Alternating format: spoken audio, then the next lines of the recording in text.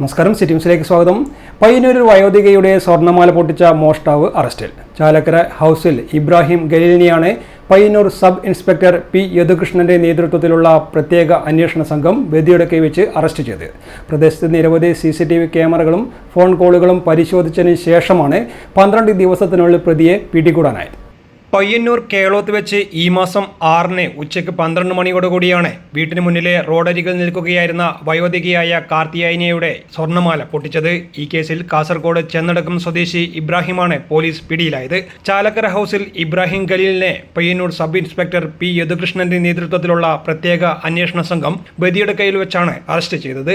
വിദ്യാനഗർ, മേൽപ്പറമ്പ്, ഹൊസ്ദുർഗ് സ്റ്റേഷനുകളിലായി 10ഓളം മാലപ്പൊട്ടിക്കൽ കേസുകൾ നിലവിലുള്ള പ്രതിയാണ് ഇബ്രാഹിം ഖലീൽ.